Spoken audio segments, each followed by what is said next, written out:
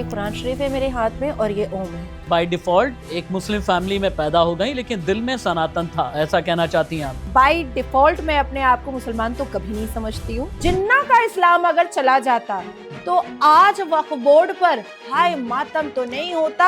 आप दुश्मन है मुसलमानों के, उसका सबूत ये बिल है। मेरे हिंदुस्तान का एक तबका ये कहता है कि भाई 72 हूरों का ख्वाब अच्छे अच्छे देखा करते हैं, लेकिन 72 हूरों से इतनी दुश्मनी नाजिया को क्यों है भाई? लेकिन जैसे ही निजामुद्दीन औलिया की मज़ार की तरफ आप बढ़ते हैं ना, तो वहाँ पर जो फीमेल्स होती हैं, मेरे घर की फीमेल्स भी अगर साथ में जाएं मुझे बहुत बुरा लगता है। वहाँ के जो खादिम होते हैं कहते हैं कि चलिए आप इधर जाइए। निजामुद्दीन औलिया के मज़ार में मैं भी गई थी, तो जब वो केव से मैं अंदर जा रही थी तो मुझे कॉन्डोम दिखा, यूज्ड कॉन्डोम। प्रधानमंत्री नरेंद्र मोदी के संकल्प बिन विकल्प रहे मुसलमानों के लिए, और जो विजन है वो जबरदस्त है। फ्रीडम ऑफ स्पीच की आजादी जो थी ना, वो सिर्फ नेहरू मामा को थी। अजमेर शरीफ में जो नंगा नाच हुआ, न्यूड फोटोशूट हुआ, सारी हिंदू लड़की। लेकिन सुप्रीम कोर्ट ने एक बहुत इंपॉर्टेंट बात पूछी, वो ये कि जिस तरह से आपने वक्फ में हिंदुओं की भी एंट्री कर दी है, क्या उसी तरह से क्या हिंदुओं के धार्मिक ट्रस्ट में मुसलमानों की भी एंट्री होगी? कहो कि हम भीख मंगे हैं, कहो कि अल्लाह के नाम पर हम भीख मांगते हैं, कहो कि हम भिखारी हैं, तो फिर एक्सेप्ट करो। तो भैया ऐसा है, अपने हर पॉडकास्ट में मैं अपने पड़ोसी का जिक्र करता हूं, और आज उन्हीं पड़ोसियों के नाम के साथ में शुरुआत। शर्मा जी और वर्मा जी, जब भी घर से मैं निकलूं मैं एक सवाल उनसे ज़रूर करता हूं। शर्मा जी कैसे हैं, क्या चल रहा है? वर्मा जी आप कैसे हैं और क्या चल रहा है? लेकिन बहुत अजीब लगा मुझे, 2 दिन पहले मैंने ये सवाल उनसे किया तो उन्होंने कहा कि और सब कुछ तो ठीक है, लेकिन हिंदू मुसलमान चल रहा है। मैं बहुत फिक्र में भी पड़ गया और बहुत हैरत में भी था कि कह क्या रहे हैं शर्मा जी और वर्मा जी। तो उन्होंने कहा कि भाई हिंदू मुसलमान ही तो चल रहा है टीवी डिबेट्स में, या कभी वक्फ के नाम पर, कभी अयोध्या के नाम पर, कभी ज्ञानवापी के नाम पर, कभी मथुरा के नाम पर, कभी सीए के नाम पर, कभी एनआरसी के नाम पर, कभी यूसीसी के नाम पर, तो कभी अलग अलग सरकारों के नाम पर, कभी बंगाल के नाम पर, कभी यूपी के नाम पर। तो फिर मैंने कहा इसमें दिक्कत आपको क्या है? भाई भारत में हिंदू हैं, मुस्लिम हैं, सिख हैं, ईसाई हैं, लेकिन उनका ये कहना है कि टीवी डिबेट में जहर के नाम पर सिर्फ हिंदू और मुसलमान चलता है। तो मैंने कहा जहर नहीं, कई बार फैक्ट के साथ में बात होती है।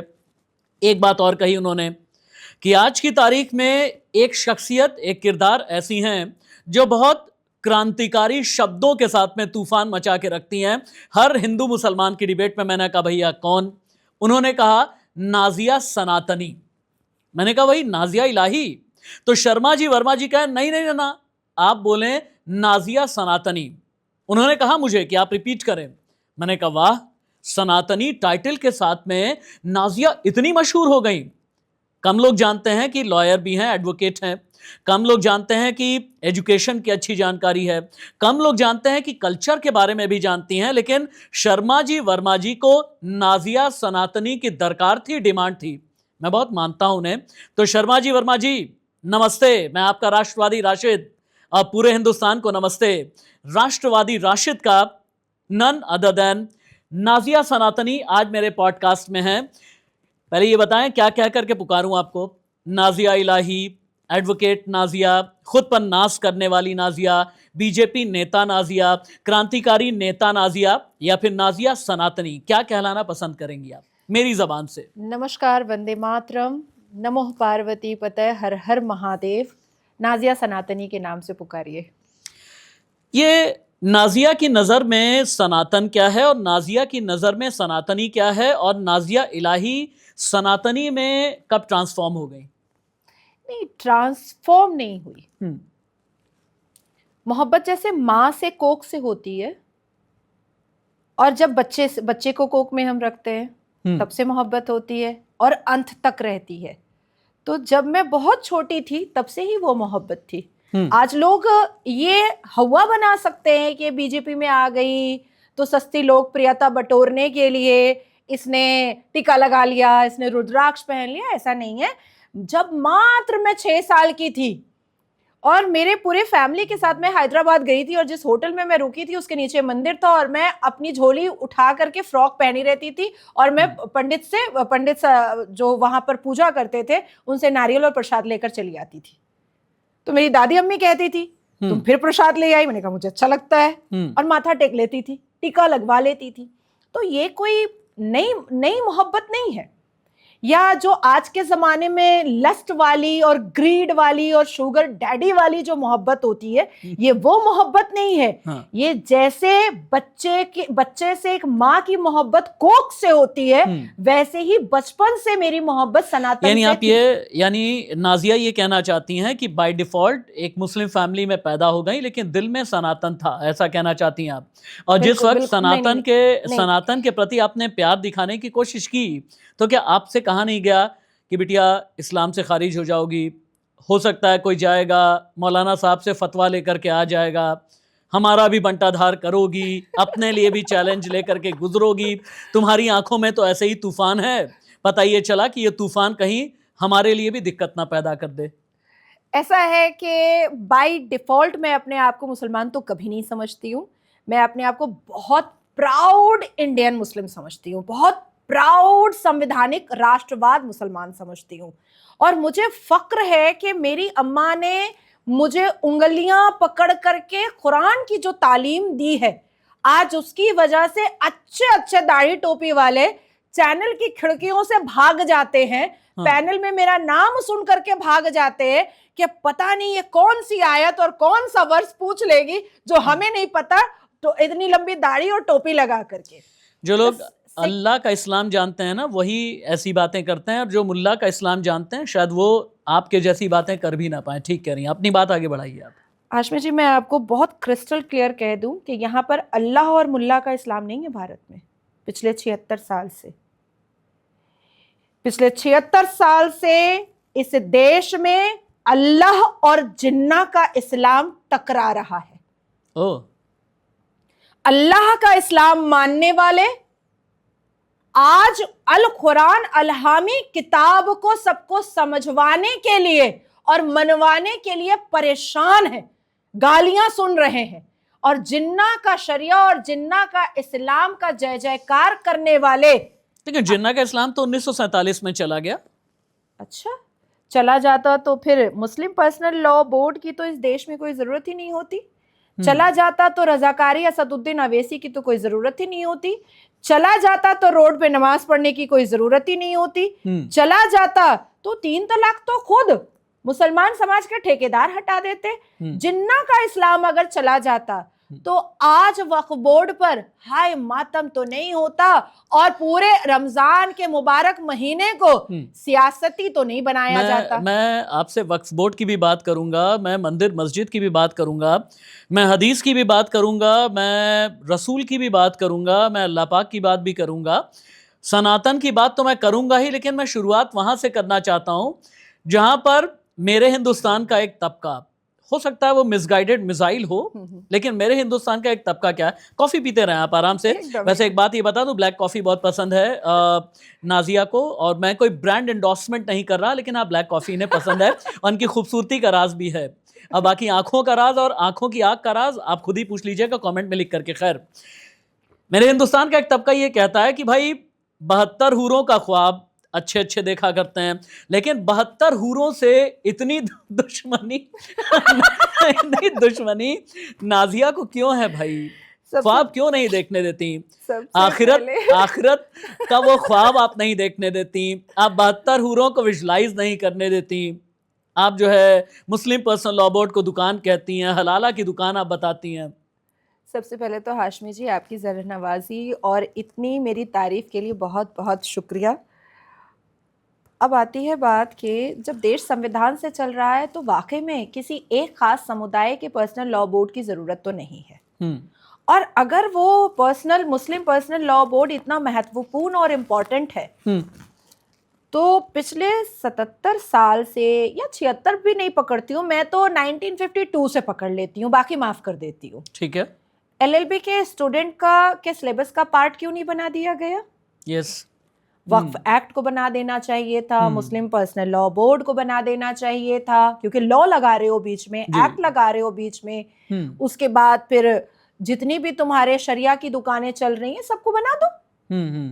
मुझे कोई आपत्ति नहीं है, हम भी पढ़ें जरा, क्योंकि सर्वोच्च न्यायपालिका में आप जाकर के शरिया समझाते हो, सर्वोच्च न्यायपालिका में आप जाकर के मुस्लिम पर्सनल लॉ समझाते हो। क्यों समझेंगे भाई, हम क्यों समझेंगे या जस्टिस क्यों समझेंगे? हम अपने पिटीशन की तैयारी संविधान के अंडर बैरिकेड करते हैं और भारत के कानून के अंडर बैरिकेड करते हैं। आप लेके आते हैं फलाना वर्ष फलाना आयत, हम क्यों सुनेंगे? आप लेकर के आते हैं 1936 का जिन्ना का शरिया और ब्रिटिश का बनाया हुआ, वो भी हम नहीं सुनेंगे। तो मुझे ऐसा लगता है, अब देखिए मजार परस्ती, मैं 72 वर्जिन हूर पे आ रही हूं, अब मजार परस्ती अल कुरान कह रहा है, आप भी मुस्लिम हैं, अल कुरान कह रहा है, खुद अल्लाह सुभान ने अबू मरतहत को भेज करके प्रॉफिट मोहम्मद सल्लल्लाहु अलैहि वसल्लम बी पीस अपॉन हिम को पैगाम भिजवाया अपने फरिश्ते से कि कहो मेरी उम्मत को कि सारे पक्के कब्रिस्तान और सारे पक्के मजार को नेस्त नाबुद बर्बाद किया जाए, तोड़ा जाए, क्योंकि सजदा सिर्फ और सिर्फ अल्लाह सुभान पर जायज है। इसके अलावा अल कुरान अलहामी किताब के हिसाब से सजदा तो प्रॉफिट मोहम्मद पे भी जायज नहीं हुआ। तो ये कौन से पीर बाबा पैदा हो जाते हैं, ये कौन से सूफी बाबा पैदा हो जाते हैं? अब आपके अच्छा, मैं 72 हुरों पर आ रहा हूँ। आपकी एक बात को एंडोर्स करते हुए, मैं खुद भी बड़ा परेशान रहता हूँ और मैं बहुत ज़्यादा दूर नहीं, यहीं दिल्ली का एग्जांपल देता हूँ आपको। मैं निज़ामुद्दीन औलिया की मज़ार पर जब भी जाना होता है तो पहली बात तो ये कि भाई अमीर खुसरो के से होते हुए जाते हैं। अमीर खुसरो मेरी नज़र में या फिर मेरे बिलीफ में वो महज एक, he was just a poet, वो सिर्फ एक शायर थे, ठीक है। लेकिन जैसे ही निज़ामुद्दीन औलिया की मज़ार की तरफ आप बढ़ते हैं ना, तो वहाँ पर जो फीमेल्स होती हैं, मेरे घर की फीमेल्स भी अगर साथ में जाएं, मुझे बहुत बुरा लगता है। वहाँ के जो खादिम होते हैं कहते हैं कि चलिए आप इधर जाइए, और जिस हिकारत वाले टोन में बोलते हैं ना, मुझे खुद भी बहुत ख़राब लगता है कि आप इधर जाइए, आपका रो इधर है, आपका कॉलम इधर है, सामने बिल्कुल भी ना बैठें। ये मुझे भी बहुत गलत और बहुत ख़राब लगता है। लेकिन सवाल बहुत बड़ा ये है कि धर्म के दायरे में रख करके इसे धंधा बनाया किसने? किसी एक पॉलिटिकल पार्टी ने तो नहीं बनाया होगा। एक मेजर नेक्सस होता है, इस नेक्सस पर अटैक करने के बजाय एक पॉलिटिकल पार्टी को ही बार बार क्यों अटैक किया जाता है, मेरा ये भी सवाल है। निज़ामुद्दीन औलिया के मज़ार में मैं भी गई थी, तकरीबन मैं 8 साल पहले की बात बता रही हूँ, और उसके प्रूफ है मेरे पास। अंदर जाया जाता है, वो बिल्कुल केव जैसा है ना, और इस तरफ कुछ पानी का तालाब जैसा है, और इस तरफ पत्थर जैसी दीवार है। बड़ी हांडी, छोटी हांडी, मंझली हांडी, संजली हांडी, वो कमाई का जरिया है, भीख मांगने का तरीका मॉडर्नाइज किया गया है। खट के तो कमाएंगे नहीं, पढ़े लिखेंगे नहीं। तो जब वो केव से मैं अंदर जा रही थी तो मुझे कॉन्डम दिखा, यूज्ड कॉन्डम। अब क्योंकि चप्पल तो बाहर ही उतार दिया जाता है, क्योंकि फूल वूल लेना पड़ता है, इत्र वगैरह लेना पड़ता है, तो चप्पल तो हम बाहर ही उतारते हैं। मैंने अपने अंगूठे से और उंगलियों से उस यूज्ड कॉन्डम को पैर में पकड़ लिया। हालांकि घिन वाली बात थी, लेकिन हमेशा मैं थोड़ी सी रही हूँ सनकी टाइप की। उसको पकड़ करके मैं चल करके बड़ी हांडी वाले मजार के पास गई, और उनका जो चंदाखोरी का जो डब्बा रहता है, बहुत पुरानी लकड़ी का बना हुआ है, उस पर मैंने रख दिया। वो कह रहे लाहौल विला कुव्वत, अस्तगफिरुल्लाह, ये आपने क्या किया है? मैंने कहा मैंने रख दिया तो लाहौल विला कुव्वत, आपके मजार में ये कॉन्डम यूज हो रहा है तब लाहौल विला कुव्वत नहीं। वो कह रहे देखिए आप कौन है? मैंने कहा मैं कोई भी हूँ, छोड़िए ना, पहले ये बताइए कि ये आपके मजार के अंदर कर क्या रहा है। तो उन्होंने कहा देखिए शांत हो जाइए। फिर मैंने काफी सारे फोटोग्राफ्स लिए, फिर वो चिल्लाने लगे। पहले तो मुझे उन्होंने डराने की कोशिश की। अच्छा, क्योंकि बुरा मत मानिएगा, मुस्लिम मर्दों में एक नेचर होता है कि औरत अगर हावी होने लगे तो आवाज ऊंची कर दो, ऐ क्या बोल रही हो? वो सोचा नाजिया डर जाएगी। मैंने कहा कौन बोल रही हूँ जो तुम्हारे मजार से मिला मेरे को? तब वो सोचा कि इससे लगना बहुत मुश्किल है। तो उसने कहा देखिए मैडम जाने दीजिए, आप जियारत कीजिए और आप जाइए। मैंने कहा छी तौबा, मैं यहाँ जियारत करूंगी जहाँ कॉन्डम यूज्ड है? तो ये है निजामुद्दीन औलिया का मजार का पूरा शिजरा। आपने कहा कि ये पूरे नेक्सस चले होंगे, मैं भी मानती हूँ इस बात को, और मैं भी डिकोड करने में लगी रहती हूँ कि मैं सिर्फ कांग्रेस क्यों बोलूं, मैं उन 4 जिहादी, आतंकी और टेररिज्म माइंडेड शिक्षा मंत्री को क्यों ना बोलूं, जो कांग्रेस की सरकार के वक्त में शिक्षा के मंत्रालय पर बैठे और आज 2025 में भी सच्चर कमीशन की रिपोर्ट के हिसाब से मुसलमान समाज, मुसलमान कम्युनिटी, शांतिपूर्ण समुदाय जो है वो दलित से भी पीछे है। अब आती है एक और इंपॉर्टेंट बात। आज अगर मैं बैठ जाऊं शिक्षा मंत्री बनकर के, मैं सिर्फ एक समुदाय नहीं बल्कि इस पूरे भारत के बच्चों के अंदर शिक्षा के लिए हर वो कार्य करने की कोशिश करूंगी और सत्य के आधार पर करने की कोशिश करूंगी। बाबर महान था, अकबर महान था, औरंगजेब बहुत अच्छा था, शाहजहां बहुत मुमताज से बहुत प्यार करता था, वो बहुत मुजरा देखता था। क्या करना है इन सब चीजों का? बाबर, हुमायूं, अकबर कभी भी मुसलमानों के पुरखे तो नहीं हो सकते, ये बात तो मैं भी मानता हूं और ये बात मुसलमानों को माननी भी चाहिए। अब एक सवाल और पैदा होता है, मैं 72 हूर पर आपको छोड़ूंगा नहीं, लेकिन उससे पहले एक और सवाल भी है। जब माइनॉरिटीज को लेकर के धर्म का धंधा करने वालों पर अटैक करते हैं, एकदम ठीक करना चाहिए, आई रिपीट करना चाहिए। वो चाहे मुस्लिम पर्सनल लॉ बोर्ड के नाम से दुकान खोलें तब भी, हलाला के नाम से दुकान खोलें तब भी, वक्फ के नाम पर जमीन हथियाएं तब भी, वक्फ बाय यूजर करें तब भी, वक्फ बाय डीड बोलें तब भी, ये सब अपनी जायज बात है। लेकिन यही माइनॉरिटी जैन में नहीं दिखती आपको, यही माइनॉरिटी सिखों में नहीं दिखती आपको, यही माइनॉरिटी ईसाइयों में नहीं दिखती आपको। ये माइनॉरिटी सिर्फ और सिर्फ अटैक करने के लिए मुसलमानों में ही क्यों दिखती है? क्योंकि माइनॉरिटी में भी ये मेजॉरिटी हैं, आपको ये पता है। क्योंकि पोलराइजेशन वहीं से होगा, वो आपको पता है। क्योंकि वोट बैंक वहीं से तलाशे जाएंगे, ये आपको पता है। वर्टिकल स्प्लिट वोटिंग की वहीं से होगी, ये आपको पता है। बाकी माइनॉरिटी क्यों नहीं दिखती? एक्चुअली होता क्या है कि गुरुद्वारा में रेप ही नहीं होता है, नहीं तो हम तो चिल्लाएं। जैन मंदिरों में रेप ही नहीं होता है, नहीं तो हम तो चिल्ला दें। एक पादरी ने जो अभी हाल के दिनों में किया हमने चिल्लाया। एक और अनेक में बहुत अंतर होता है। अब मैं अनेक गिनवाऊं आपको। मस्जिदों के रेप के बारे में पूरा लिस्ट है मेरे पास। यानी आपकी नजर में बेईमान भी मुसलमान, लस्ट वाला भी मुसलमान, वासना से भरा भी मुसलमान, जितनी बुराइयां हैं वो सब मुसलमानों में, ये कहना चाहती हैं आप? अगर भारत का मुसलमान रसूल की उम्मत आज भी बन जाए तो बहुत खूबसूरत। क्या है रसूल की उम्मत बनना? मैं बता रही हूं, तो बहुत खूबसूरत मुसलमान हो जाएगा। लेकिन दुर्भाग्य की बात है और हम जैसे संवैधानिक मुसलमानों के लिए बदकिस्मती की बात है कि ये शाहजहां और औरंगजेब की उम्मत बन करके बैठे हुए हैं। रसूल की उम्मत बनना बहुत कठिन है, बहुत कठिन है। रसूल पाक वो थे जो अपनी बेटियों के लिए अपने सर की पगड़ी बिछाते थे। रसूल पाक ने 11 शादियां जरूर की, असहाय से की, बेवा से की, बड़े उम्र की औरत से की, अनाथ से की, यतीम से की। कितने बेवाओं से नौजवान लड़कों ने मुसलमानों ने शादी की, जरा पता तो चले मुझे, डेटा तो कोई दिखाए। 23 से मुसलमान मर्द शादी करना स्टार्ट करता है। Let me complete. 23 साल की उम्र से मुसलमान मर्द शादी करना स्टार्ट करता है। जब 23 में पहली बार शादी करता है तब लड़की 18 की होती है। जब 30 में शादी करता है दूसरा, तब भी लड़की 18 की होती है। जब 50 में तीसरा करता है तब भी लड़की 18 की होती है। और जब 62 में चौथा करता है तब भी लड़की 18 की होती है। और मेरे पास 7 एग्जाम्पल है, मेरे पास 7 एग्जाम्पल है। 4 बिहार के हैं और बाकी के उत्तर प्रदेश। हयात में खुश रहे तो भी नाजिया को नहीं पसंद है, वफात में खुशी अगर पाए तो भी नाजिया को पसंद नहीं है।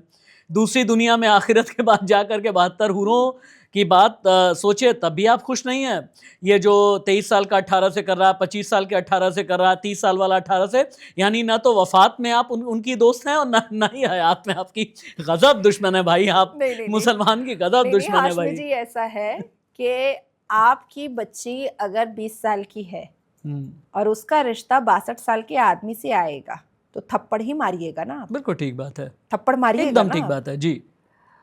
अब अगर लड़की विधवा है, आप कोई 60 साल का आदमी जो बावकार है, हस्बे लियाकत है, उसके पास उसका फाइनेंशियल जो बायोडेटा है वो बहुत स्ट्रॉन्ग है, लेकिन सामने वाली लड़की 30 साल की है, 35 साल की है, 40 साल की है, पर वो विधवा है, उसके गोद में 2 बच्चे हैं, कर लो। मैं तो कहती हूँ ये नेकी कमाओ, बिल्कुल कमाओ। लेकिन 18 साल की बच्ची को आप 5 लाख रुपए में खरीद करके आप 60 साल की उम्र में शादी कर रहे हो। हाँ। ये तो आप इस्लाम के मुंह पर कालिक पोत रहे हो आपने। तो ये मुझे पसंद नहीं है। मैं किसी के सुहागरात में क्यों ही बीच में आऊंगी, मुझे क्या लेना देना है। अब आती है दूसरी बात, 72 वर्जिन हूरों का जिक्र कुरान में है। 72 हूर मैंने आज तक सुना था, ये 72 वर्जिन हूरें मैंने पहली सही बार बुखारी में है। मैं लेकिन मैंने सबसे पहले आपकी जबान से ही सुना है, अलग अलग आपके वीडियोस में मैंने आपकी जबान से ही सुना है। और इतना एक्सेंट देकर के आप बोलती है ना 72 वर्जिन हूरें। नहीं, खुशी बर्दाश्त नहीं हो रही है आपको। दूसरी दुनिया में भी कोई खुशी पाना चाहे तो वो भी आपसे बर्दाश्त नहीं होता। देखिए ये 72 वर्जिन हूर का तो खुशी आप छोड़ ही दीजिए। और अच्छा खुशी नहीं बर्दाश्त होती, उसके बाद आप पता नहीं क्या क्या बताती हैं कि 12 फीट की हूरें हैं, 132 फुट की, 132 फुट की हूरें हैं। अच्छा इसका जिक्र है सही अल पता बुखारी नहीं में। क्या क्या आप कॉन्सेप्ट लेकर के आई, सीढ़ियां और क्या क्या। ये मेरा कॉन्सेप्ट है ही नहीं हाशमी साहब, ये मेरा कॉन्सेप्ट है ही नहीं। सही अल बुखारी इस बात की वाजाह करता है कि 132 फुट की 72 वर्जिन हूरें होंगी, जिसके रग दिखाई देंगे, नस दिखाई देंगी, और वो इतनी तराशी और खराशी होगी कि मतलब उसके अंदर जो खून बह रहा है वो भी दिखाई देगा। ये हो गई अलग बात। हाँ। अब उसके बाद जो आपकी अहलियां हैं, बीवी, वो उसकी सरदारनी होगी। मतलब जमीन पर भी कष्ट, आसमान पर भी कष्ट बीवी को बेचारी। यहाँ 4 को संभालो, 3 सौतन को संभालो, वहां 72 सौतन को संभालो। नहीं तो मर्दों के एंटरटेनमेंट का इतना इंतजाम है दूसरी दुनिया में, फीमेल्स के भी एंटरटेनमेंट का कुछ इंतजाम है या नहीं? आपकी स्टडी कुछ बताती है ना? रो दूंगी मैं। ना लियोनार्डो डिकैप्रियो है, ना ब्रैड पिट है, कोई नहीं है। अच्छा, कोई नहीं, जॉन अब्राहम भी नहीं है। मैं I am not crazy about John Abraham. Okay, हाँ, अच्छा। तो मुझे ब्रैड पिट बचपन से बहुत पसंद था। तो ऐसा कोई मतलब हमारे लिए इवन अच्छा मेरे जैसी महिलाएं हो तो भाई एक लाइब्रेरी दे दो, एक बुक का कुछ दे दो, या कुछ कंप्यूटर लैपटॉप दे दो, तो ऐसा कुछ भी नहीं है। सारी अय्याशियां जमीन से लेकर के आसमान तक, धरती से लेकर के जन्नत तक मर्दों के लिए है, इसके अलावा किसी के लिए भी नहीं है। एक बात यहाँ पर मैं कहना चाहूंगा कि नाजिया की जबान से जितनी आग बरसती हुई देखते हैं, और कुछ ऐसे रैडिकल्स, कट्टरपंथी, कट्टरवादी जो नाजिया सनातनी को लेकर के कमेंट करते हैं ना, गंदे, हल्के, भद्दे, हालांकि नाजिया को फर्क नहीं पड़ता, लेकिन आपको ये जानना चाहिए कि बहुत कम उम्र से ही नाजिया ने बहुत संघर्ष झेला भी है। मैं यहाँ डिस्क्लोज नहीं करूंगा, नाजिया चाहें तो अपने बारे में बता सकती हैं जो उनकी ज़िंदगी की शुरुआत रही, ताकि फिर मैं वक्फ की तरफ, मंदिर मस्जिद की तरफ, ये टीवी डिबेट हिंदू मुसलमान की तरफ मैं बढ़ सकूं। अगर आप बताना चाहें अपनी जामा मस्जिद वाली लाइफ और जामा मस्जिद की जर्नी से लेकर के अभी तक, अगर आप बताना चाहें, आई रिपीट, अगर आप शेयर करना चाहें तो, क्योंकि नाजिया को अभी तक लोगों ने क्या, बहुत बोल्ड लेडी है, वो जो मुस्लिम्स के खिलाफ रहती है, वो जो कट्टरपंथियों के खिलाफ रहती है, इस तरह की एक छवि आपकी बनी हुई है, अभी की ये छवि बनी हुई है। मौलानाओं पर अटैक करती है, धर्म के धंधे पर जो बिल्कुल जिसकी त्योरियां चढ़ जाया करती हैं, जिसकी आवाज़ ऊंची हो जाया करती है, इस तरह की चीज़ें होती हैं। लेकिन अपनी अगर जर्नी आप शेयर करना चाहें तो पहली बार ये मंच मैं आपको दे रहा हूँ। नहीं हाशमी साहब, आई am such a very strong lady, और मैं किसी भी तरीके का कोई भी विक्टिम कार्ड खेलने के पक्ष में बिल्कुल नहीं रहती हूँ, बिल्कुल नहीं रहती हूँ। मैं अपनी तकलीफ बता करके मैं किसी से सिंपैथी लूँ, ये तो मैंने अपनी अम्मा से सीखा ही नहीं, कभी नहीं सीखा। मैं जो हूं और जिस अंदाज में लोग मुझे देख रहे हैं मैं उसी में दिखना चाहती हूँ। जज्बात किसके अंदर नहीं होते हैं, एहसास किसके अंदर नहीं होता है, आंखों में आंसू किसके पास नहीं होता है, तकलीफ किसकी जिंदगी में नहीं होती है, सबकी जिंदगी में होती है। कुछ उसको इनकैश करके सिंपैथी लेने की कोशिश करते हैं। मैं जो कुछ भी मैंने सहा है, जो कुछ भी मैंने देखा है, और अकेले दम पे मैंने अपने बच्चे को पाला है और एक खूबसूरत जिंदगी दी है, इसके लिए मुझे अपने आप पे बहुत प्राउड फील होता है। इतना ही कहना चाहूँगा। लगभग 17-18 साल की उम्र में अपने बहुत करीबी को नाजिया ने खोया है, और आज की तारीख में बहुत ही जिम्मेदारी के साथ में अपनी नेक्स्ट जनरेशन को पाल ही नहीं रही, और बहुत इज्जत के साथ में तरबियत भी दे रही हैं। ये मैं यहाँ पर कहना चाहूँगा। यहाँ पर पर्सनल बातें ख़त्म करते हैं, लेकिन एक पर्सनल चीज़ ज़रूर पूछूंगा आपसे। ये कितने रुद्राक्ष की मालाएं हैं आपकी? ज़रा अगर आप बता सकें, दिखा सकें। बहुत बहुत खूबसूरत लगता है वैसे आपके हाथ में। और टैटू में मैं देख पा रहा हूँ कि अरेबिक में कुछ है और इधर भी कुछ है। अच्छा, इधर पहले मैं बताती हूँ, स्टार्ट करती हूँ। ये उज्जैन मंदिर का है। एक बार ऐसे करके दिखा दीजिए आप कैमरे में। वाह, अच्छा। ये उज्जैन मंदिर का है। ठीक है। महाकाल देव की मैं आशीर्वाद के लिए गई थी। ये ओमकारेश्वर का है। ये राम मंदिर का है, जब प्राण प्रतिष्ठा हुई थी। अच्छा। ये मेरी माँ ने मुझे पहनाया है कि नजर ना लगे मेरी बेटी को। और ये काली मंदिर का है। अच्छा। तो सब में आस्थाएं जुड़ी हुई हैं। यहाँ अरबिक में लिखा हुआ है, उम्मी हदियतुम मिनल्लाह Yasmin, my mother is an angel for me. मेरी माँ मेरे लिए फरिश्ता है और मेरी माँ का नाम यास्मीन। यहाँ मेरा पेट नेम लिखा हुआ है दुआ। अच्छा। हाँ। अच्छा। हाँ।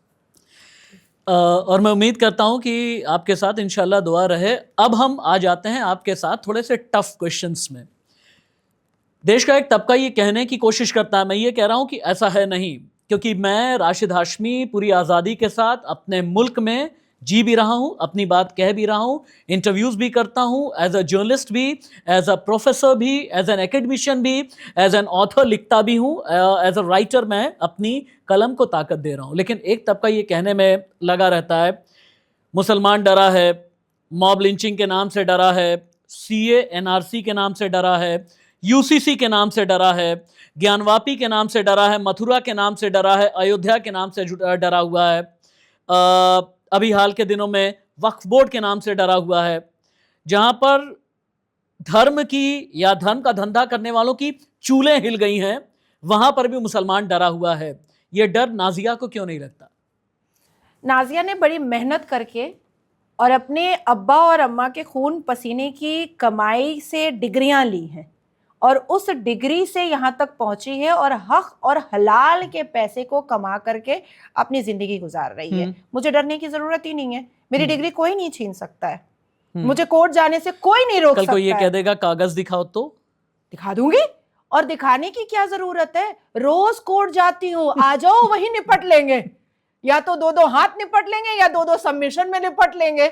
मैं तो दोनों चीज के लिए तैयार रहती हूँ। साड़ी खूट करके दो दो हाथ करने के लिए भी तैयार रहती हूँ और कोट, काला कोट पहन करके दो दो सबमिशन में जिरह करने के लिए भी तैयार रहती हूँ। तो देखिए, डरता वो है जो इस्लाम के जस्टिफिकेशन पर अपनी कमाई का नाजायज धंधा खोलकर बैठा है, जिसको पता है कि ये हवा अगर नहीं बनाया मैंने तो फिर क्या होगा मेरा।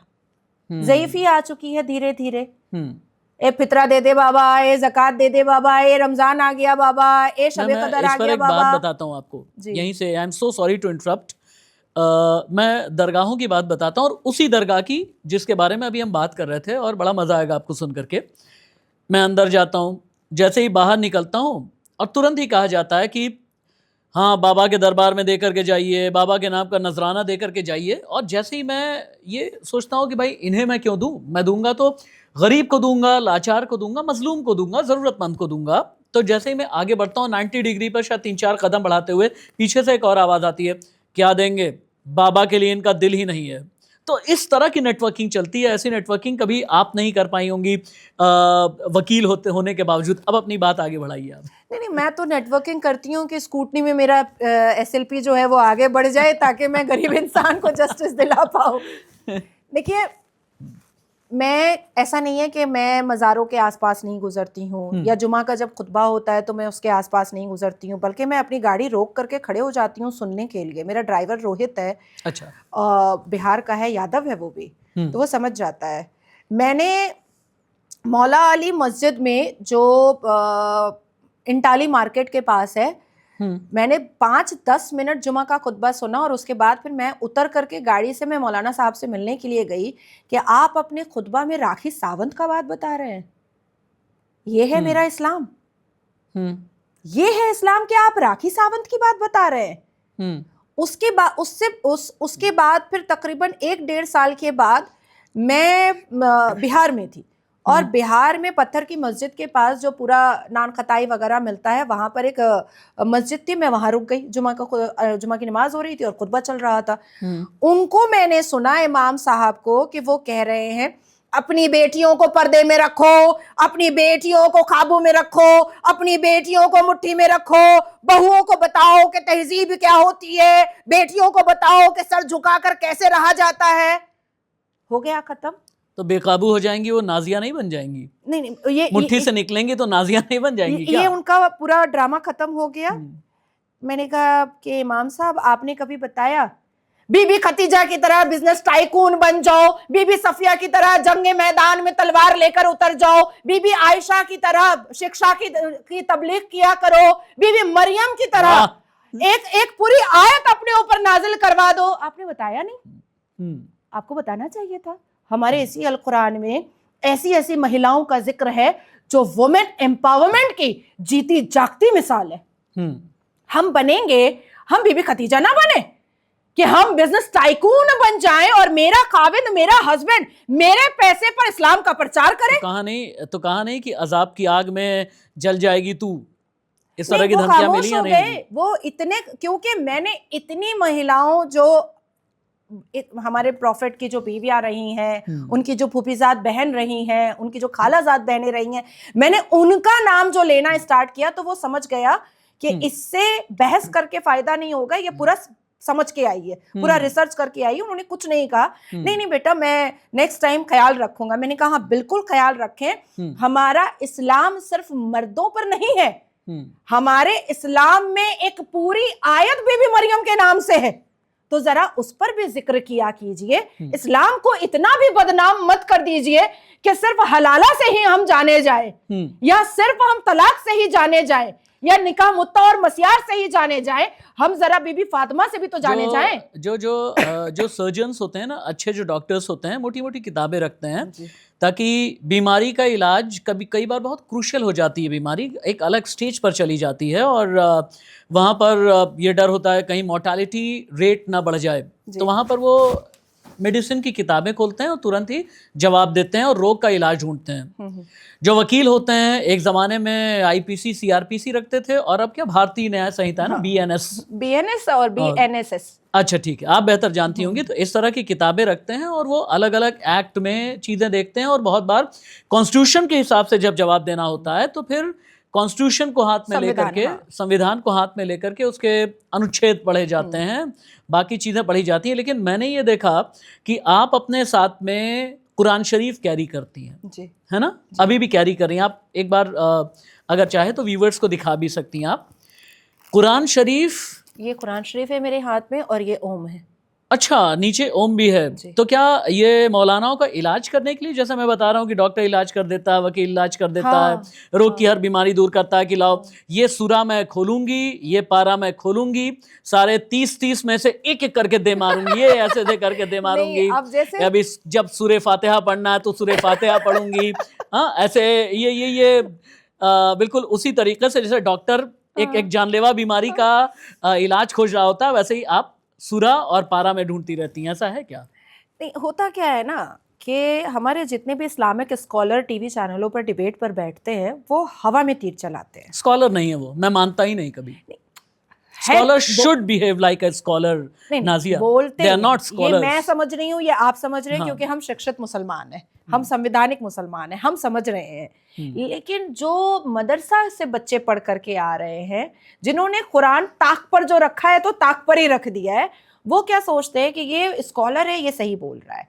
तो जब वो हवा में तीर चलाता है तो मैं कहती हूँ कि आयत नंबर और वर्ष नंबर बताइए, मेरे हाथ में कुरान है, मैं खोल देती हूँ, आपका सच सामने आ जाएगा। और ये ऐसा वर्क किया है कि मैं आपको क्या बताऊं। जैसे वो होता नहीं है कि आप कादे में कीचड़ में एक ढक्कन आप एसिड डाल दो तो वो पूरा ऐसे ऐसे बिखर जाता है, बबल्स छोड़ने लगता है। अब मेरा नाम सुन करके, जैसे हनुमान चालीसा पढ़ो तो भूत बिसात सब भागने लगता है, खुलाउज़ो बिरब्बिल नास पढ़ो तो जिन जिन्नात भागने लगता है, तो वैसे ही नाजिया इलाही खान बोलो सारे स्कॉलर भागने लगते हैं। तो ये मैंने इसीलिए किया कि झूठ मत फैलाओ।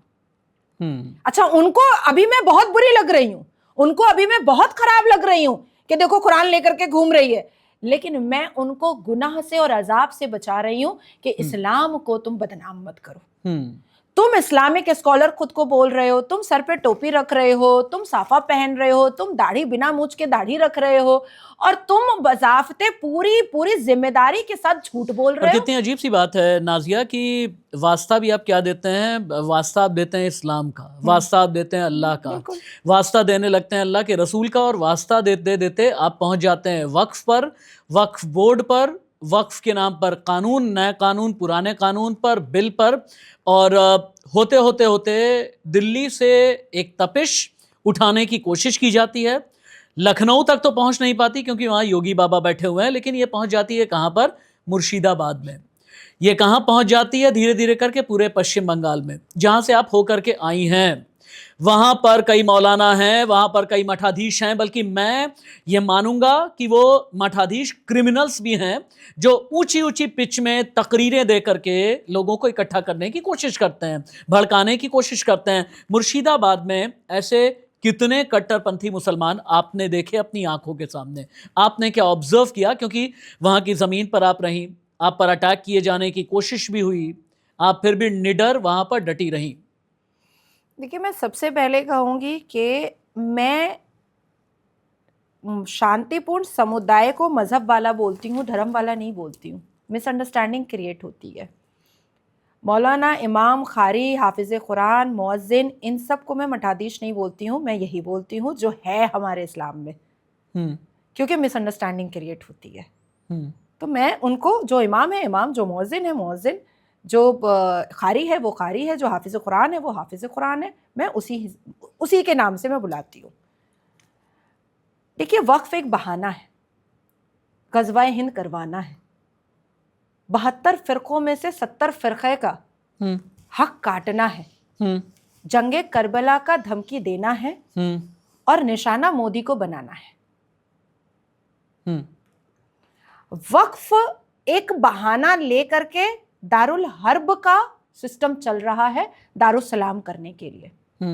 हमने 2023 में सुना, हमने 2024 में सुना, कई नेशनल न्यूज़ पे डिबेट पे हम बैठे कि देवबंद से ग़ज़वा-ए हिंद का नारा लगा। बाद में उन्होंने क्लैरिफिकेशन दिया कि किसी ने सवाल पूछा तो हमने जवाब दिया। अब एक जिम्मेदार नागरिक होने के नाते और एक जिम्मेदार महिला इस मातृभूमि की होने के नाते, अगर कोई व्यक्ति आकर के मुझे पूछता है कि दीदी संविधान को कैसे खत्म किया जा सकता है, मैं सबसे पहले पुलिस को इन्फॉर्म करूंगी कि ये व्यक्ति ने किस वजह से ये बात पूछा है। मैं वकील हूं इसलिए शायद ये पूछ सकता है। तो अगर कोई इस राष्ट्र का मौलाना है और उससे कोई मेल करके ये पूछ रहा है कि ग़ज़वा-ए हिंद कैसे हो सकता है, तो ये उसकी जिम्मेदारी थी कि वो सबसे पहले पुलिस को इन्फॉर्म करता कि फलाना फलाना इंसान ने मुझसे ये बात पूछा है, आप उनको इंटरोगेशन में लीजिए कि आखिर क्यों पूछ रहा है। एक जिम्मेदार भारत का नागरिक यही करेगा, या किसी भी देश का नागरिक होगा, और उस देश को खत्म करने का अगर कोई मेल कर रहा है तो वो देश का जिम्मेदार नागरिक यही करेगा कि वो उसको पुलिस की कस्टडी में करवाएगा। तो आखिर क्या बात है कि अरशद मदनी और महमूद मदनी चाचा भतीजा ने पुलिस को इन्फॉर्म नहीं किया और जवाब दे रहे हैं मेल का? क्यों? इसका मतलब है कि उस स्ट्रैटेजी में आप शामिल हैं। लेकिन नाजिया, ये सब कुछ एक, चूंकि आपने एक बात कही ना, ग़ज़वा-ए हिंद, ये ग़ज़वा-ए हिंद जैसी चीज़ें 2014 से पहले नहीं सुनी जाती थी। आपने एक और बात भी बोली कि प्रधानमंत्री नरेंद्र मोदी पर पॉलिटिकल अटैक करने की कोशिश है, या फिर उनका किया हुआ। इसमें कोई दो राय नहीं कि प्रधानमंत्री नरेंद्र मोदी के संकल्प बिन विकल्प रहे मुसलमानों के लिए, और जो विजन है वो ज़बरदस्त है। एक हाथ में कुरान, एक हाथ में लैपटॉप, इन सब से कोई इनकार नहीं करता। लेकिन बीच बीच में पॉलिटिकली कई ऐसी बातें आ जाती हैं जब प्रधानमंत्री की तरफ से ये कहा जाता है ना कि ये आएंगे आपके मंगलसूत्र भी छीन लेंगे, तब वहां से एक अलग किस्म का डर भी क्रिएट होता है। मैं ये नहीं कह रहा हूं कि डर क्रिएट करने का मतलब यह है कि आप तकरीरों में जाकर के ये कहें कि मुसलमान खतरे में है और हमें अपनी ज़मीन बचानी है, ज़मीन बचाने के लिए सड़क पर उतर आना है जुमे की नमाज के बाद। ये सब नहीं होना चाहिए, लेकिन दिमाग में, जहन में एक ये एप्रीहेंशन तो आती है ना कि प्रधानमंत्री ये कहते हैं कि मंगलसूत्र छीन लेंगे। मुझे थोड़ा समय दीजिएगा क्योंकि सवाल आपके 4 हैं। और मैं चारों का जवाब दूंगी। प्लीज। क्यों अखंड भारत को जब तोड़ करके मजहब के नाम पर पाकिस्तान बना तो गजवाए हिंद नहीं हुआ क्या? 1989 से 1991 तक जब कश्मीरों का नरसंहार हुआ तो गजवाए हिंद का पैगाम नहीं पहुंचाया गया क्या? मोपला हम भूल जाएं, मालाबार हम भूल जाएं, कर्नाटका हम भूल जाएं, केरला हम भूल जाएं, हम पश्चिम बंगाल भूल जाएं, कैसे भूल जाएं? 1905 हम कैसे भूल जाएं? Bengal partition day. 1906 हम कैसे भूल जाएं? गजवाए हिंद का नारा तो बहुत जमाने से लग रहा था, बस बात सिर्फ इतनी थी कि इतना आउटस्पोकन कोई बोल नहीं रहा था कि देखो देखो ये लगा रहा है नारा, देखो देखो ये इसी को पकड़ो, इस चोर की दाढ़ी में तिनका नहीं है, इसकी पूरी दाढ़ी ही तिनके से बनी हुई है।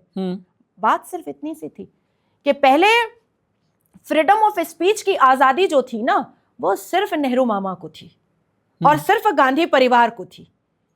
हम जैसे राष्ट्रवाद लोग या हम जैसे लोगों के परिवार जो राष्ट्र के लिए खुद को समर्पित करने को तैयार उस वक्त भी थे, हमारे लिए फ्रीडम ऑफ स्पीच नहीं था। अब आती हूं मैं कि आदरणीय प्रधानमंत्री ने अपनी स्पीच में लोकसभा इलेक्शन में कहा था मंगलसूत्र छीन लिया जाएगा। मुर्शिदाबाद में छीना जा रहा है। मुर्शिदाबाद में मुसलमानों ने हिंदू मां बहनों को कहा है शाखा पौला। बंगाली में एक रिचुअल होता है जिसमें एक रेड और एक वाइट कलर का कड़ा पहना जाता है। एक होता है परिवार के लिए और एक होता है सुहाग के लिए, जिसको बंगाली में शाखा पौला बोला जाता है। ये उतारो, पैर की बिछिया उतारो, सिंदूर पोछो, मंगलसूत्र उतारो और साड़ी खोल करके मेरे साथ हम बिस्तर हो जाओ, तब तुम्हारे पति को छोड़ देंगे, नहीं तो नहीं छोड़ेंगे। अब आती है दूसरी बात, ये जो इस्लाम के जस्टिफिकेशन पर बलात्कार इज अ पार्ट ऑफ जिहाद, ये सिंदूर ये मंगलसूत्र छीनने का काम नहीं हो रहा है क्या? ये कौन कह रहा है? ओए गूगल में सर्च कीजिए, ईरान की इस्लामिक स्कॉलर, पाकिस्तान की इस्लामिक स्कॉलर, वो लिख रही हैं भारत के लिए कि हाँ बलात्कार इज अ पार्ट ऑफ जिहाद। लेकिन कोई कर तो नहीं रहा ना। अच्छा, कोई नहीं कर रहा है। जिहाद के नाम पर क्या बलात्कार हो रहा है? नहीं, ये शेख शाहजहां ने संदेश खाली में जो मास बलात्कार किया, ये इस्लाम के जस्टिफिकेशन पे किया। ये 5 फरवरी 2012 में नासिर खान और खादिर खान ने जो सूजन जॉर्डन का बलात्कार किया, ये बलात्कार इज अ पार्ट ऑफ जिहाद। ये मोहम्मद साहब ने जो मस्जिद में बलात्कार किया उत्तर प्रदेश में, ये क्या किया? शेख शाहजहां अभी मुझे खत्म होने दीजिए। संदेश खाली का शैतान है शेख शाहजहां, मैं मानता हूं। ही इज अ क्रिमिनल और क्रिमिनल ऑफेंस का जो सजा मिलनी चाहिए उसे मिल रही है। Let me complete. 1992 में अजमेर शरीफ में जो नंगा नाच हुआ, न्यूड फोटोशूट हुआ, सारी हिंदू लड़कियां थी। ये नहीं हुआ बलात्कार इज अ पार्ट ऑफ जिहाद। और बड़ा मजा है भैया, आप सुन्नते रसूल मान रहे हो तो आप 4 बिस्तर पर बीवियां रख रहे हो, और आपके सर पे शैतान हावी हो रहा है तो आप 5 साल की बच्ची का बलात्कार कर रहे हो। मतलब मजा तो दोनों में है। शैतान हावी होता है तो भी बलात्कार, और सुन्नत मानते हो तो भी 4 बीवी। जो हाथरस का गुनहगार है वो हिंदू मुस्लिम सिख ईसाई नहीं हो सकता, वो गुनहगार है। संदेश खाली का शेख शाहजहां हिंदू मुस्लिम सिख ईसाई नहीं हो सकता, गुनहगार है। अजमेर वाला जो है वो हिंदू मुस्लिम सिख ईसाई नहीं हो सकता, वो गुनहगार है। नहीं, मैं मानूंगी नहीं। अब निर्भया का अपराधी या निर्भया के अपराधी हिंदू मुस्लिम सिख ईसाई नहीं हो सकते, गुनहगार हैं। मुर्शिदाबाद में जो हो रहा है वो गुनाह किया जा रहा है, लेकिन गुनाह को आप धर्म के चश्मे से क्यों देख रही हैं? इसे फिर क्यों ये ना कहा जाए कि एक तरीके से रिवर्स नैरेटिव बना करके एक धर्म पर अटैक किया जा रहा है? जब आप देखिए, हाथरस का सच तो इतना घिनौना सच है कि मैं वो बोलना नहीं चाहती हूं, क्योंकि मैं खुद एक महिला हूं। उस सच को मैं कभी नहीं निकाल। स्टोरी मैं भी जानता हूं। मैं नहीं चाहती हूं कि एक लड़की की वजह से समाज सारी लड़कियों पर विश्वास करना छोड़ दे, इसलिए मैं उस सच को बाहर निकालना नहीं चाहती हूं। बेहतर है कि कम से कम वो इज्जत से पुकारी जा रही है तो वो मैं चुप हो जाती हूं। अब मैं बोलना चाह रही हूं कि ये जो मस्जिद अल्लाह का घर होता है, इसमें रेप करना ठीक है क्या? नहीं। ये जो मजार जिसमें आपके सूफी होते हैं, जिसमें आपके पीर होते हैं, मुर्शिद होते हैं, इसके अंदर रेप करना ये क्या ठीक होता है क्या? नहीं। जब एक हिंदू लड़का रेप करता है तो उसके पिता कहते हैं फांसी पे चढ़ाओ, मारो, काटो, पुलिस जो चाहेगी वो करेगी, हमें कोई लेना देना नहीं है। और आप इतने बड़े पत्रकार रह चुके हैं, आपने अपनी जिंदगी का 20-22 साल बड़े बड़े नेशनल न्यूज चैनल पर गुजारा है, और ऐसे कई स्टेटमेंट हैं जो हिंदू पिता के मुंह से आए हैं और हिंदू माओं के मुंह से आए हैं कि इतना घिनौना अपराध करने वाला मेरा बेटा हो ही नहीं सकता, पुलिस की जो इच्छा है वो कर सकता है। लेकिन नासिर खान 5 फरवरी 2012 को रेप करता है अपने बड़े छोटे भाई के साथ मिलकर के, दबोच लेता है, तांत्रा पब से निकलता है, शराब के नशे में धुत होकर के, पढ़ लीजिएगा गूगल में, शराब के नशे में धुत होकर के, अरे मोहम्मद नासिर खान, नाम के आगे मोहम्मद भी लगा हुआ है। उसके बाद फिर एक लड़की को दबोचता है, गाड़ी में कोचता है और उसके बाद फिर रेप करता है। और रेप करने के बाद 9 साल की बलात्कार की सजा खट करके आता है। उसके बाद एक मुसलमान लड़की से निकाह पड़ता है, जिसकी शादी वेस्टिन 5 स्टार होटल में होती है, और कलकत्ता के जाने माने कारी मुफ्ती, दीन इस्लाम, हाफिज कुरान, इमाम, मुअज्जिन और पीर बाबा, मुर्शिद बाबा, जो उसके जो सर्वेंट होते हैं, मुजाबिर जो बने हुए होते हैं, वो सब उसकी शादी में गए थे। ये क्या था? ये क्या है? मैं कह रही हूं कि बलात्कार अगर मुसलमान का बेटा कर रहा है, कहो कि जो करना है करो, ये हो ही नहीं सकता कि ये मुसलमान है। बलात्कार अगर हिंदू का बेटा कर रहा है, कहो कि ये मेरा बेटा नहीं है, पुलिस जो चाहे वो कर दे, है ना? लेकिन हमारे भारत में क्या है, बुरहान वानी, हाय हाय ये तो शहीद हो गया, ये तो शहीद हो गया। अरे अजमल कसब, अरे कलावा लगाया हुआ, बाद में पता चला अजमल कसब है, नहीं तो कलावा पे तो पूरा हिंदू जिहाद को निकाल दिया गया था। अभी हसन नसरुल्लाह, अभी वक्त पर भी उसका फोटो लेके लोग घूम रहे हैं। ओसामा बिन लादेन, उसके जनाजे की नमाज हो रही है, ये गलत है कि नहीं? नहीं, बिल्कुल गलत है, बिल्कुल गलत है। ओसामा बिन लादेन या फिर हसन नसरुल्लाह या यहाँ, क्योंकि मुझे मेरी बात कंप्लीट करने दीजिए हाशमी साहब। आप मुझे एक जागरण दिखाइए जो किसी हिंदू बलात्कारी, एक ऐसी आस्था की जगह दिखाइए जो किसी हिंदू ने किसी का मर्डर किया और उसके लिए किया जा रहा हो पाठ पूजा। नहीं हुआ है इस भारत में, नहीं हुआ है इस भारत में। लेकिन बुरहान वानी के लिए जनाजे की नमाज, ओसामा बिन लादेन के लिए जनाजे की नमाज, याकूब मेमन के लिए जनाजे की नमाज, लेकिन एपीजे अब्दुल कलाम के जनाजे की नमाज में 100 आदमी, दोनों तारीखें एक ही थी, ठीक है नहीं? तो दुनिया भर के नैरेटिव में हमने हमास, हसन नसरुल्लाह, इजराइल, फिलिस्तीन, ये सारी बातें तो कर लेंगे, लेकिन जब तक वक्फ के नाम पर विवाद की बात ना करें, ना मुर्शिदाबाद पूरा होगा, ना दिल्ली पूरा होगा, ना भारत की बात पूरी होगी। सवाल ये पैदा हो रहा है कि सुप्रीम कोर्ट में जब केस गया, सुप्रीम कोर्ट ने तारीख मुकर्रर की, सुप्रीम कोर्ट ने कहा कि हस्तक्षेप करता भी आए, सुप्रीम कोर्ट ने कहा कि याचिकाएं सिर्फ 5 ही मानी जाएंगी, ये सब टेक्निकल पहलू हैं। लेकिन सुप्रीम कोर्ट ने एक बहुत इंपॉर्टेंट बात पूछी, वो ये कि जिस तरह से आपने वक्फ में हिंदुओं की भी एंट्री कर दी है, क्या उसी तरह से क्या हिंदुओं के धार्मिक ट्रस्ट में मुसलमानों की भी एंट्री होगी? इस पर आपका टेक क्या है? मैं कंप्लीट बोलूंगी, आधा नहीं बोलूंगी, नहीं तो मैं सो नहीं पाऊंगी, फिर मुझे बेचैनी होती है। हसन नसरुल्लाह का नाम या उसके नाम का मातम किसी हिंदू ने इस देश के नहीं किया, वो मुसलमान ही करते रहता है, चाहे वो वक्फ का मसला हो, चाहे वो सीए का, किसी भी चीज का, वही उठा के लेके आता है। हम कोई हिंदू नहीं उठा के लेके आता है। 2 बिंदुओं पर सर्वोच्च न्यायपालिका ने कहा कि 5 तारीख तक कुछ नहीं होना चाहिए। ठीक है। सिर्फ एक बिंदु पे क्यों बात करेंगे, दोनों बिंदु पे बात करते हैं। पहला नोटिफाइड और डी नोटिफाइड, जी। दूसरा हिंदू, जी, ठीक है।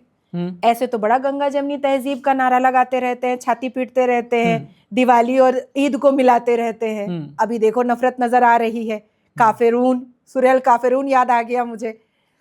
अब है कि सुप्रीम कोर्ट ने कहा कि किसी भी संपत्ति को अभी डी नोटिफाइड नहीं किया जाएगा। ठीक बात है।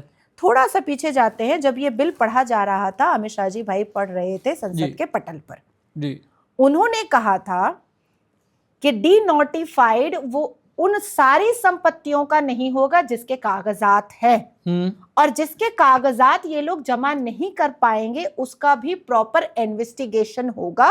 उसके बाद फिर डी नोटिफाइड का के प्रोसेस पे हम आगे बढ़ेंगे। ठीक है। किसके? जिला कलेक्टर के थ्रू? जिला कलेक्टर के थ्रू। ठीक है, ठीक है।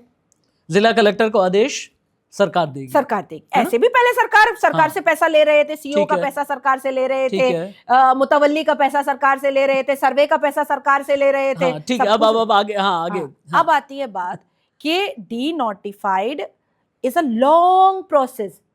अगर 5 मई को जज बोल भी देता है, जस्टिस खन्ना बोल भी देते हैं कि नहीं एसजी मेहता जी आपने जितने क्लैरिफिकेशन दिए हैं आई एम सेटिस्फाइड, आप अपना जो बिल पास किए हैं वो आप कंटिन्यू कीजिए, तब भी नहीं हो सकता। अभी तो तब भी नहीं हो सकता। 9 लाख एकड़ की जमीन को पहले तो उन सारे पेपरों को देखना होगा जिसके पेपर्स है, उसके बाद फिर चुन चुन करके लाना होगा कि जिसके पेपर्स नहीं है, तो ऐसे ही 2 साल लगने वाला है। और फिर एएसआई को घुसाएंगे। वो मैं उस पर भी आ रही हूँ। हाँ। मैं उस पर भी आ रही हूँ। अब आपने कानून की बात निकाली है तो मुझे एक एक करके पंथियां बोलने दीजिए। अब आ रही है 2 हिंदुओं की बात।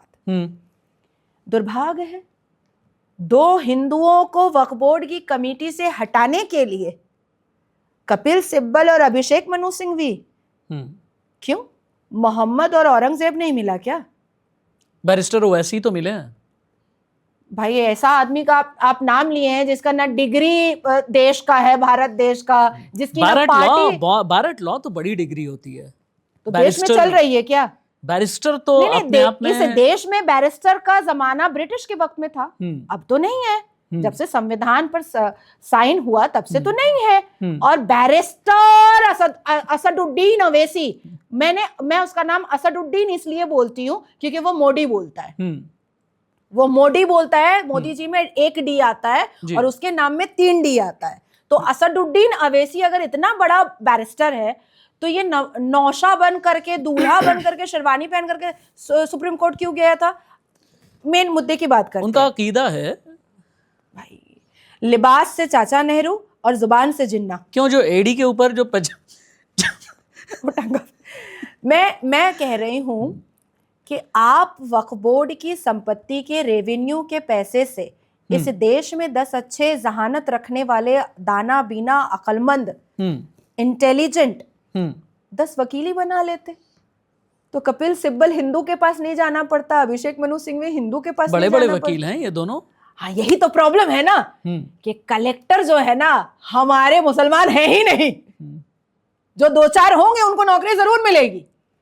अब अपॉइंटमेंट को जो रोका गया है, अमित शाह जी भाई ने एकदम क्रिस्टल क्लियर कहा था संसद के पटल पर जी कि जो बैठा हुआ है पद पर, जब तक उसका टेन्योर खत्म नहीं होता है तब तक हम नया अपॉइंटमेंट नहीं करेंगे। तो जो बात जस्टिस खन्ना बोल रहे हैं वो बात तो पहले अमित शाह जी भाई ने बोल दिया था।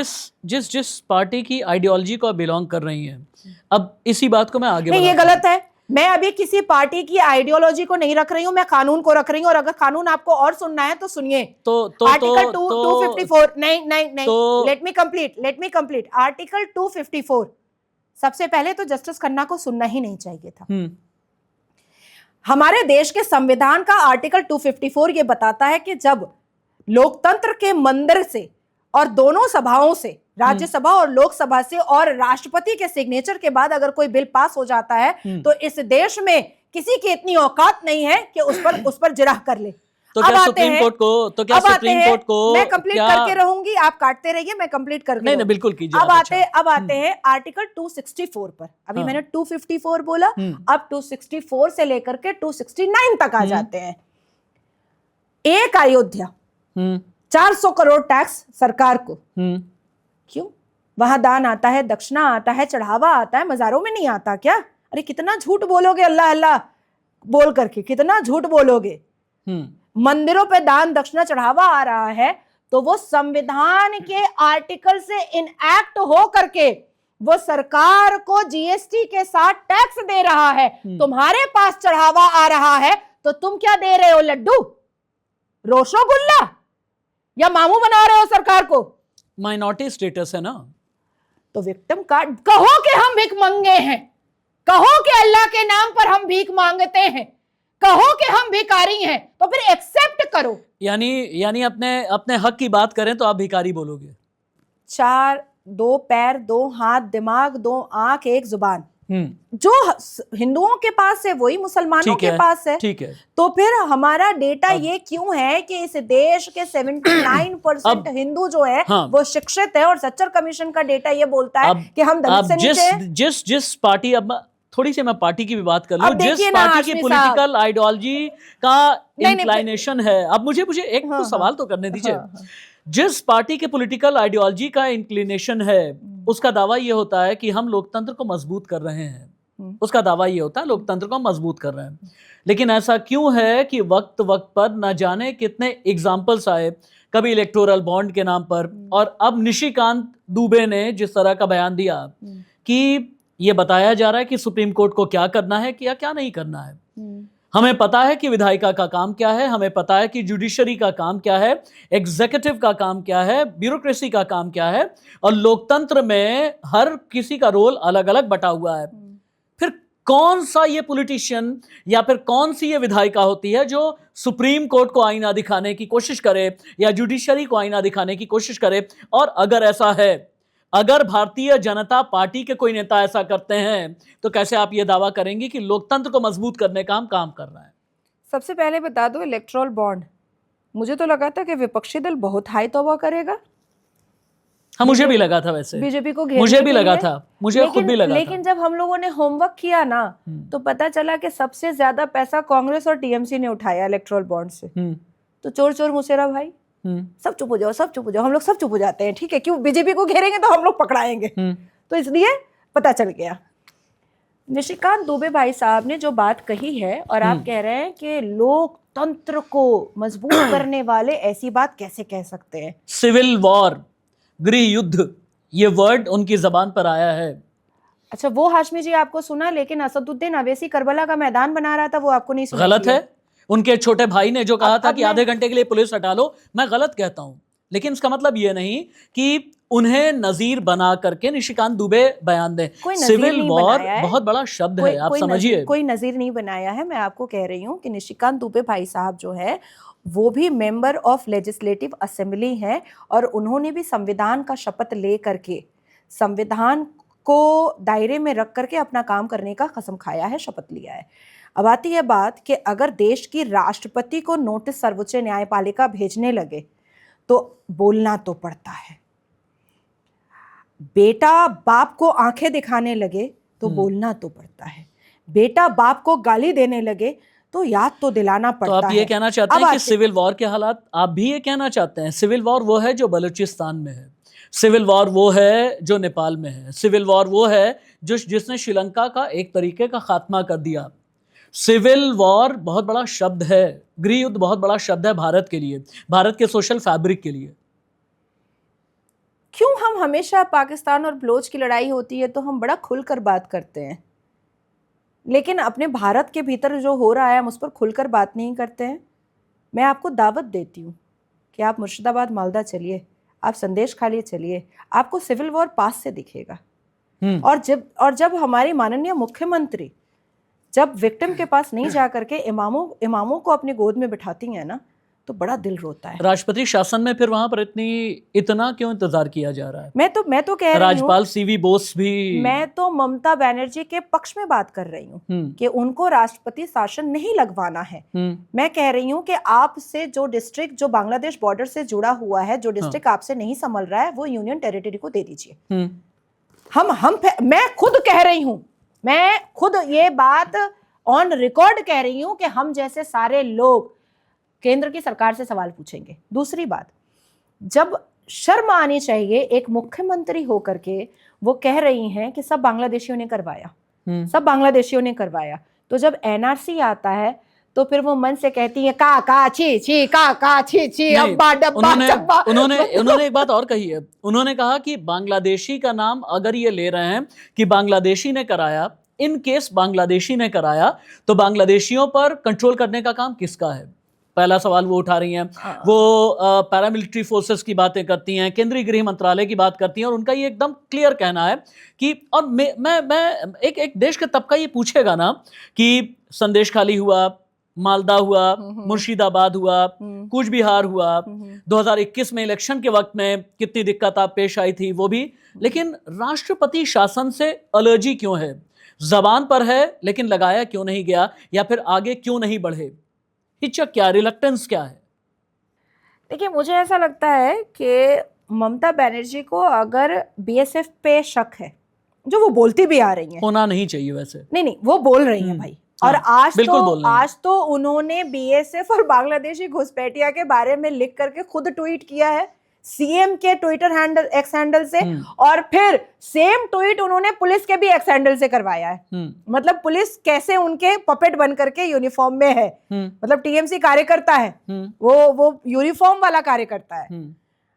आप ये ममता बनर्जी को मैं सुन रही हूँ पिछले 8 साल से, कुछ भी होता है बीएसएफ करवा रहा है। एनआरसी की बात होती है, हमारे यहाँ घुसपैठिया है ही नहीं, वो सीधा बोलती है हमारे यहाँ घुसपैठिया है ही नहीं, और अगर कुछ आया होगा तो बीएसएफ ने घुसा दिया है। कभी सर्वोच्च न्यायपालिका क्यों नहीं जाती है कि बीएसएफ पर इंक्वायरी होनी चाहिए? जाना चाहिए ना। आज मुझे लगेगा कि मुझे कोई खतरा है, मुझे कोई मारने वाला है, मैंने आपको पता है 11 पिटीशन फाइल करके रखा है कि मेरी जान को खतरा है। 11 पिटीशन अलग अलग राज्यों के हाई कोर्ट में, कि भाई मैं यहाँ तक ज्यादा मूव करती हूँ, हो सकता है मेरे साथ कुछ हो जाए, तो मुझे सिक्योरिटी चाहिए। एयरपोर्ट टू एयरपोर्ट मुझे सिक्योरिटी मिलती है, प्रोटोकॉल मिलता है। तो जब मैं ममता बनर्जी के सामने कुछ भी नहीं, बच्ची हूं मैं उनके सामने, तो जब मैं ये कर सकती हूं तो वो बीएसएफ के विरोध में क्यों नहीं जा सकती हैं? दूसरी बात कि जब उनको अभी ये एहसास हो गया है कि बांग्लादेशी घुसपैठिया आ करके ये सारा कार्यक्रम करके लुंगी डांस करके चले गए हैं, तो फिर अब तो उनको खुद अपनी चिट्ठी पे लिखना चाहिए, अमित शाह जी एनआरसी करवा दीजिए और निकलवा दीजिए। सबसे बड़ी बात यह है, खास बात यह है कि जो उनकी पुलिस ने भी या उनकी एजेंसीज ने भी जो रिपोर्ट फाइल की, उसमें एकदम क्लियर ये लिखा गया है कि हमला हिंदुओं पर हुआ और हमला करने वाले जिस तबके थे। ये पुलिस की रिपोर्ट जो कलकत्ता हाई कोर्ट में और आज सर्वोच्च न्यायपालिका में जमा हुई है, उन्होंने साफ लफ्जों में कहा है कि सारे पड़ोसी थे और पड़ोसियों ने 11 अप्रैल की रात को हिंदुओं के घरों को चिन्हित करके मार्क लगाया था। अब मैं निशिकांत दुबे वाली पूरी बात कर देती हूँ, मैं भाई साहब वाली पूरी बात कर देती हूँ। ये मेरा व्यक्तिगत, ये मेरा पर्सनल कमेंट है, स्टेटमेंट है, ये कोई पॉलिटिकल स्टेटमेंट नहीं है। इमीडिएट अगर असदुद्दीन अवैसी के चमड़े की जुबान पर लगाम नहीं लगाया गया तो असदुद्दीन अवैसी उसी फिराग में है जो जिन्ना करके गया। ठीक है, सिविल वॉर का अंदेशा और खतरा इस देश में हो रहा है। ठीक है, अब हम चूंकि मैं अपने कंक्लूडिंग पार्ट में हूं, क्योंकि हालांकि आपके साथ बात करने में बहुत मजा आ रहा है मुझे, लेकिन आपकी अपनी भी कई एंगेजमेंट्स हैं, और ये बता दूं कि कंक्लूडिंग पार्ट में मैं एक रैपिड फायर राउंड लेकर के चलता हूं। मेरे सवाल कुछ ब्लंट भी होते हैं, मेरे सवाल कुछ शूल सरीखे भी होते हैं और कुछ पर्सनल भी होते हैं। ठीक है, एक बार हम शुरू करते हैं। अगर नाजिया इलाही को फिर से शादी करने का मौका मिले तो हिंदू से करेंगी या मुसलमान से? हिंदू से। क्यों? बहुत कम से कम 4 बीवी वाला वो झमेला तो नहीं रहेगा, और जन्नत में जाकर के 72 वर्जिन औरों की सरदारनी नहीं बनना पड़ेगा। नाजिया इलाही अच्छी, खूबसूरत, गुड लुकिंग, चार्मिंग सी हैं। क्या नाजिया इलाही का क्रश सिर्फ हिंदू पे होता है, मुसलमान पर भी होता है? नहीं, मेरा क्रश कभी किसी से हुआ ही नहीं। एक प्रॉपर अरेंज मैरिज हुआ। मेरा क्रश बचपन से ब्रैड पिट पे था, वो शायद नहीं मिलेगा मुझे। अगला मेरा जो रैपिड फायर का सवाल है वो ये कि आपको हिंदू से प्यार है या मुसलमान से प्यार है? दोनों से बराबर, बिल्कुल। नाजिया इलाही है, नाजिया सनातनी है? नाजिया सनातनी है। सनातन क्या है? सनातन मेरी आस्था है, मेरा विश्वास है। हिंदुइज्म वाली सनातनी है या हिंदुत्व वाली सनातनी है? कट्टर हिंदुत्व वाली सनातनी हूं मैं। कट्टर हिंदू मतलब? कट्टर हिंदू मतलब संभाजी महाराज। अगर आप कट्टर हिंदू हैं तो वो दूसरे वाले कहेंगे कि फिर अगर कट्टर हिंदू को कठमुल्लों से दिक्कत क्यों होती है? फिर कठमुल्ले यानी वही कट्टरपन। नहीं, अब 2 खतरा खतने के खून से आजादी नहीं मिलती है। ठीक है, मंदिर या मस्जिद? मंदिर, क्योंकि मस्जिद में जाना हमारी मुस्लिम लड़कियों के लिए तो मना है। मुझे तो हाई कोर्ट के परमिशन से जाना पड़ता है। ऑलवेज मंदिर। कभी दरगाह जाने की फिर से मौका मिले तो दरगाह जाएंगी आप? No way, not at all. Shit. Party आपकी बीजेपी ही है, रहेगी आखिरी सांस तक, और कफन के ऊपर भारतीय जनता पार्टी का झंडा ओढ़ करके ही दफनाई जाऊंगी। क्या नाजिया मौलाना की दुश्मन है? No way. क्या नाजिया इमाम की दुश्मन है? No way, no way. क्या नाजिया 72 हूरों की दुश्मन है? No way, not at all. Nazia हमेशा गुस्से में क्यों रहती हैं? नहीं, I am such a very sweet person, very polite person, and I am really a very emotional woman. सनातन संस्कार में है या सियासत में आपका? संस्कार में, सभ्यता में। संस्कार में इस्लाम के साथ सनातन कैसे है? लकुम दीनकुम वलिय दीन। आपका दीन यानी इस्लाम है या कुछ और है? मेरा दीन इंसानियत है और सनातन मेरा विश्वास है, मेरी आस्था है। कुछ कहते हैं कि इस्लाम में बुत परस्ती नहीं हो सकती, लेकिन आप महाकाल भी जाती हैं, मंदिर भी जाती हैं, पूजा भी करती हैं, रुद्राक्ष भी आपने धारण किया है। मुसलमान हैं या नहीं है? नहीं, परिक्रमा तो हाजी भी करते हैं, तवाफ करते हैं 7 बार गोल गोल घूम करके। शैतान पर पत्थर भी मारते हैं। शैतान पे पत्थर भी मारते हैं और काबा के पत्थर को चूमते भी हैं और मज़ारों में जा करके सजदा भी करते हैं। तो क्या वो मुसलमान हैं कि नहीं? वो तो कुरान के खिलाफ जा रहे हैं। आपकी पॉलिटिकल पसंद नंबर 1 मोदी हैं या योगी हैं? अटल जी। मोदी और योगी नाम जबान पर एक साथ या अलग अलग लाने में क्यों कतराती हैं आप? नहीं, मैं बिल्कुल नहीं कतराती, एकदम भी नहीं। माता और पिता का जो एक प्रेम होता है उसको कभी भी आप कैलकुलेट नहीं कर सकते हो। आपके भविष्य में ख्वाबों वाला मुसलमान दाढ़ी वाला होना चाहिए या एक ITN होना चाहिए?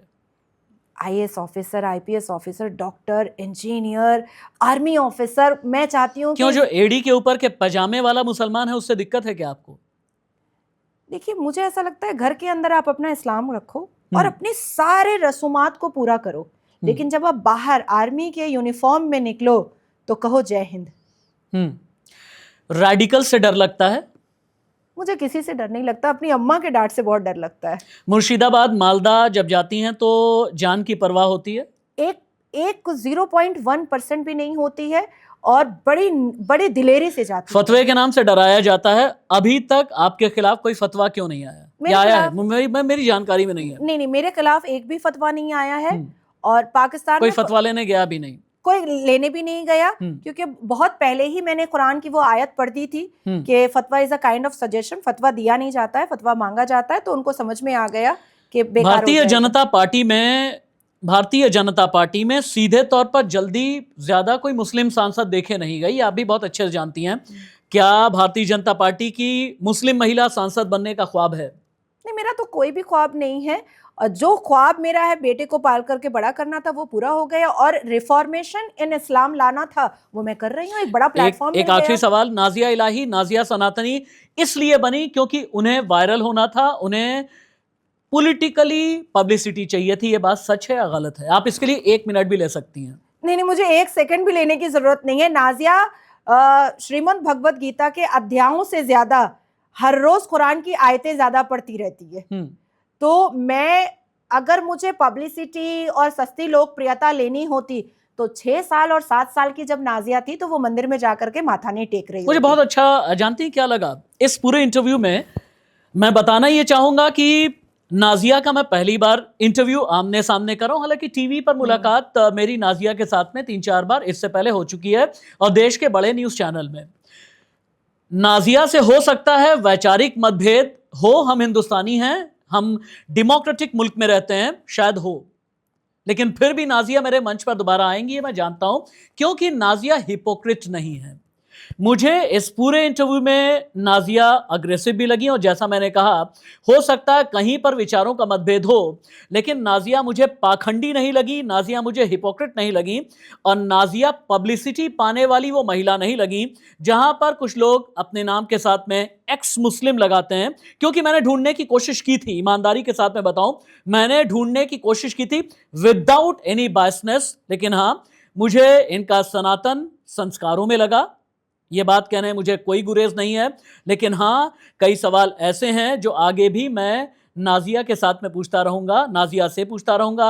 हालांकि नाजिया नाम का एक मतलब नाज भी होता है, घमंडी नहीं है, लेकिन हाँ, अपनी पर्सनालिटी पर इन्हें नाज है। बहुत बहुत शुक्रिया, बहुत बहुत धन्यवाद। हालांकि घंटों तक आप ट्रैफिक में फंसी रही, इसके लिए खास शुक्रिया अदा करना चाहूँगा। और राष्ट्रवादी राशिद के जितने व्यूअर्स हैं, आपका राष्ट्रवाद भी पसंद करते हैं, आपके संस्कार भी पसंद करते हैं, आपका सनातन भी पसंद करते हैं। उम्मीद है आपके ये संस्कार जिंदा रहेंगे और भारत के लिए नए नजीर बनेंगे। अंत में अपने दर्शकों से हमेशा की तरह एक ही बात, न स्याही के दुश्मन न सफेदी के दोस्त, हमें आईना दिखाना है, दिखा देते हैं। नमस्ते। नमः पार्वती पता, हर हर महादेव।